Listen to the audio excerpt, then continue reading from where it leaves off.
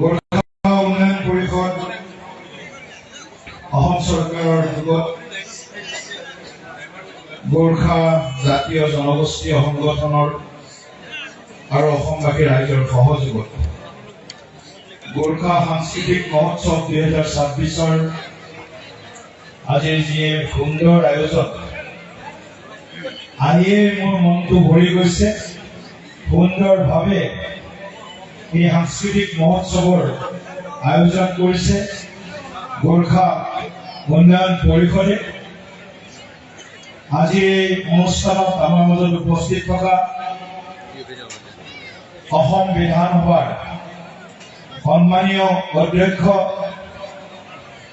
শ্ৰীযুত বিশ্বজিৎ দৈমাৰী ডাঙৰীয়া, আমাৰ মাজত উপস্থিত থকা গোৰ্খা উন্নয়ন পৰিষদৰ সন্মানীয় অধ্যক্ষ প্ৰেম তামাং ডাঙৰীয়া, আমাৰ মাজত উপস্থিত থকা উপাধ্যক্ষ গোৰ্খা উন্নয়ন পৰিষদৰ ৰাম দাহাল ডাঙৰীয়া, আমাৰ সাধাৰণ সম্পাদক কলচন গোৰ্খা ছাত্ৰ সন্থাৰ নমল চেত্ৰী ডাঙৰীয়া, ডক্টৰ চিন্তামণি শৰ্মা ডাঙৰীয়া, অসম নেপালী সাহিত্য সভাৰ সন্মানীয় সভাপতি মহোদয় তিলক শৰ্মা ডাঙৰীয়া, অসম নেপালী সাহিত্য সভাৰ সন্মানীয় সাধাৰণ সম্পাদক লাল কুমাৰ তামাং ডাঙৰীয়া, আমাৰ লগত অহা আমাৰ দলৰ সন্মানীয় ৰাজ্যিক সাধাৰণ সম্পাদক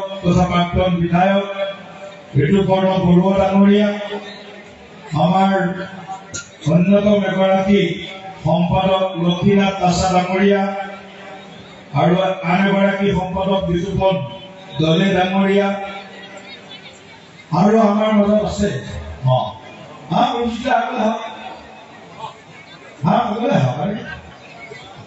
আমাৰ ৰূপজ্যোতি কুৰ্মী ডাঙৰীয়া, মৰিয়নি সমষ্টিৰ 5বাৰ মান না 6বাৰ মান হল বিধায়ক, 5বাৰ বিধায়ক হৈয়ে থাকে যেবাৰ ইলেকশ্যন জিকায় ৰূপজ্যোতি কুৰ্মী ডাঙৰীয়া, আৰু আমাৰ জিলাৰ মাননীয় সভাপতি দুলাল বৰা ডাঙৰীয়া প্ৰমুখ্যে আমাৰ গোৰ্খা ছাত্ৰ সন্থাৰ গোৰ্খা উন্নয়ন পৰিষদৰ সন্মানীয় বিষয়ববীয়াসকল, সাহিত্য সভা জনগোষ্ঠীয় সংগঠনটোৰ বিভিন্ন ভাতৃ সংগঠনৰ সন্মানীয় বিষয়ববীয়াসকল, সকলোকে মই শুভেচ্ছা আৰু অভিনন্দন জ্ঞাপন কৰিছো।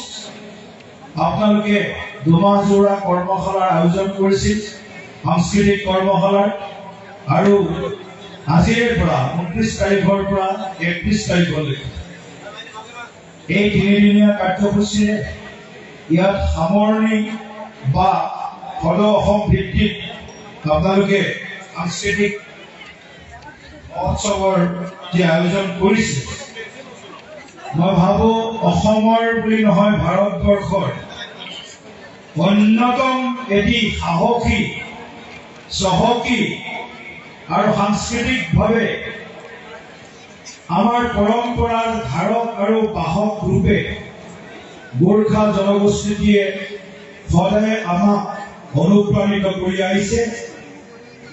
আই অসমী মা ভাৰতীৰ সুৰক্ষাই হওক, বিভিন্ন সাংস্কৃতিক চেতনাই হওক, যাৰ জৰিয়তে আজি আমাৰ গোৰ্খা ভাইসকল কেৱল মাত্ৰ আজি অসমত বা ভাৰতবৰ্ষত সমগ্ৰ বিশ্বত আজি গোৰ্খা ভাইসকলে নিজৰ কৰ্মেৰে, নিজৰ সংস্কৃতিৰে, নিজৰ পৰম্পৰাৰে এক চহকী সংস্কৃতিৰ পৰিচয় দিবলৈ সক্ষম হৈছে। মই আপোনালোক সকলোৰে লগত আগৰে পৰাই আছো। আমাৰ সমষ্টি দৰং ওদালগুৰি লোকসভা সমষ্টিত প্ৰায় 1 লাখৰ ওচৰা-ওচৰি গোৰ্খা ভোট আছে। এতিয়া ডাঙৰপুৰো আমাৰ অন্তৰ্ভুক্তি হৈ গ'ল। গতিকে দৰং ওদালগুৰি, বিশেষকৈ ওদালগুৰি আৰু কামৰূপৰ জিলা গোৰ্খা ভাইসকলৰ সংখ্যা বহুত বেছি, আৰু মই যিমান পাৰো সিমানে আমাৰ এই জনগোষ্ঠীটোৰ লগত মিলিজুলি চলাৰ প্ৰয়াস কৰিছো। জনগোষ্ঠীটোক যিখিনি পাৰো সেইখিনি সহায় কৰাৰ প্ৰয়াস কৰি আছো আৰু আমাৰ চৰকাৰেও এই জনগোষ্ঠীটোৰ উত্তৰণৰ কাৰণে যিমানখিনি সম্ভৱপৰ সিমানখিনি কাম কৰাৰ কাৰণে আমি চেষ্টা কৰিছো। গোৰ্খা জনগোষ্ঠীটোক আমি সকলো দিশত আগবঢ়াই লৈ যোৱাৰ বাবে প্ৰয়াস যি চলাই আছো তাৰ পৰিণামো আমি দেখিবলৈ পাইছো। প্ৰটেক্টেড ক্লাছত গোৰ্খা জনগোষ্ঠীক অন্তৰ্ভুক্তিকৰণৰ বিষয়টোৱে নিশ্চিতভাৱে অসম আৰু ভাৰতবৰ্ষত জনগোষ্ঠীটোৰ প্ৰতি যি মৰ্যাদা বা স্বীকৃতি সেইটোকে প্ৰমাণিত কৰিছে। বিভিন্ন সময়ত এই জনগোষ্ঠীটোৱে আই অসমী মা ভাৰতীৰ সুৰক্ষাৰ কাৰণে বা অনবৰত মই যদি কওঁ ভাৰতবৰ্ষৰ ভিতৰত প্ৰচণ্ড দেশভক্ত যিসমূহ জনগোষ্ঠী বা যি জনগোষ্ঠীসমূহ আমাৰ ভাৰতবৰ্ষত আছে তাৰ ভিতৰত অন্যতম প্ৰচণ্ড দেশভক্ত জনগোষ্ঠীটো হৈছে গোৰ্খা জনগোষ্ঠী। দেশৰ কাৰণে সদায় সন্মুখৰ পৰা যিকোনো প্ৰত্যাহ্বানক সাহসেৰে যদি সন্মুখীন হৈছে তেতিয়াহ'লে গোৰ্খা জনগোষ্ঠীটোৰ আমাৰ উত্তৰ পুৰুষ বা পূৰ্বপুৰুষ সকলোৱে মিলি একেলগে তেওঁলোকে সন্মুখত থিয় হৈছে। যেতিয়াই ভাৰতবৰ্ষৰ প্ৰতি যিকোনো ভাবুকি আহে, সাংস্কৃতিক ভাবুকি হওক, অৰ্থনৈতিক ভাবুকি হওক, সামৰিক ভাবুকি হওক, সকলো সময়ত গোৰ্খা জনগোষ্ঠীটোৱে সাহসেৰে মা ভাৰতীৰ সুৰক্ষাৰ কাৰণে সদায় সাজু থকা, সদায় আমাক সকলোকে শক্তি আৰু সামৰ্থ্য প্ৰদান কৰা এটা জনগোষ্ঠী হিচাপে পৰিচিত হৈছে। গতিকে মই বহুত দীঘলীয়া কথা ক'ব বিচৰা নাই। আমাৰ সংস্কৃতিয়ে হৈছে আমাৰ পৰিচয়। গোৰ্খা জনগোষ্ঠীটোৰ সাংস্কৃতিক যিসমূহ বৈশিষ্ট্য আছে, আমাৰ যিবিলাক পৰম্পৰা আছে, এই পৰম্পৰাবিলাকক আগলৈ শক্তিশালীভাৱে আগবঢ়াই লৈ যাব লাগিব। বিশ্ব মঞ্চত গোৰ্খা জনগোষ্ঠীৰ প্ৰতিটো দিশ আমি শক্তিশালীভাৱে উপস্থাপন কৰাৰ বাবে প্ৰয়াস চলাবই লাগিব। আৰু মোৰ বিশ্বাস যেনেকৈ বিহু বিনন্দিনী হৈছে, যেনেকৈ ঝুমুৰ বিহু বিনন্দিয়া হৈছে, ঝুমুৰ বিনন্দিনী হৈছে, আৰু কিছুদিন আগত আমি বাগৰুম বা দহৌ আমি আয়োজন কৰিলো। আৰু আমি আগলৈও আমাৰ এই গোৰ্খা জনগোষ্ঠীটোৰ যি নৃত্য, সেই নৃত্যকো আমি বিশ্ব মঞ্চত তুলি ধৰাৰ নিশ্চয় প্ৰয়াস কৰিম। আজি মই সভাপতি হিচাপে বুলি নহয়, এজন আপোনালোকে নিৰ্বাচন কৰা জনপ্ৰতিনিধি হিচাপে মোৰ মনৰ কথাখিনি মই আপোনালোকৰ লগত ব্যক্ত কৰিছো। গতিকে আজি প্ৰেম তামাং ডাঙৰীয়াই গোৰ্খা উন্নয়ন পৰিষদৰ দায়িত্ব লৈ সমগ্ৰ অসমত গোৰ্খা জনগোষ্ঠীটোৰ উত্তৰণৰ কাৰণে কাম কৰিছে যোৱা প্ৰায় 5 বছৰ। এতিয়া কাৰ্যকাল শেষ হ'ব হৈছে, কিন্তু চিন্তা নাই, আমি সকলো লগত আছে। কাৰ্যকালটো চলি থাকিব, কাৰ্যকাল আহি থাকিব, গৈ থাকিব, কিন্তু গোৰ্খা জনগোষ্ঠীটোৰ উত্তৰণ নিৰৱচ্ছিন্নভাৱে শক্তিশালী ৰূপত আগবাঢ়ি যাবই লাগিব। গতিকে মই আৰু বেছি দীঘলীয়া বক্তব্য নাৰাখো। মই গোৰ্খা ভাইসকলক আগন্তুক দিনৰ বাবেও পূৰ্বতে যেনেকৈ সমৰ্থন আশীৰ্বাদ আমালৈ আগবঢ়াইছিল, আগন্তুক দিনতো আপোনালোকে আমালৈ পূৰ্বতকৈ অধিক মৰম আৰু আশীৰ্বাদ যাচিব বুলি মই বিশ্বাস ব্যক্ত কৰিছো। আৰু আজি এই ৰাজগড়ৰ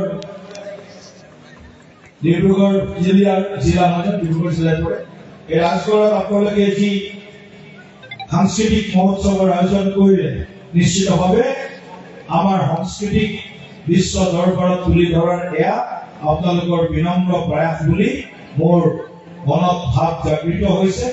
আৰু আমি আমাৰ সাংস্কৃতিক পৰিচয়, আমাৰ পৰম্পৰাক সদায় ধৰি ৰাখিব লাগিব, শক্তিশালী কৰিব লাগিব। ইংৰাজীত কথা এষাৰ আছে, loss of culture, loss of identity. যদি আমি আমাৰ সংস্কৃতি হেৰাই পেলাওঁ তেন্তে আমাৰ পৰিচয় হেৰাই যাব পাৰে।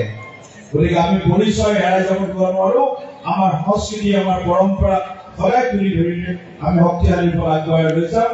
মাননীয় প্ৰধানমন্ত্ৰী নৰেন্দ্ৰ মোদী ডাঙৰীয়া সদায় গোৰ্খা জনগোষ্ঠীটোক লৈ গৌৰৱ কৰে।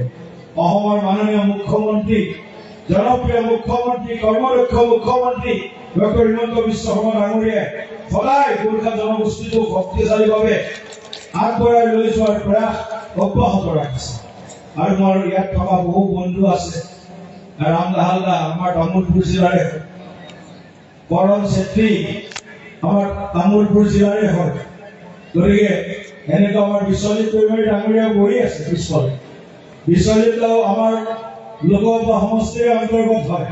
গতিকে আমাৰ এই অঞ্চলত গোৰ্খা ভাইসকল একেবাৰে আমাৰ লগত খুব আত্মীয় ব্যৱহাৰ, আত্মীয় এটা আমাৰ ভাতৃ ভগ্নী হিচাপে আমাৰ লগত সদায় আছে।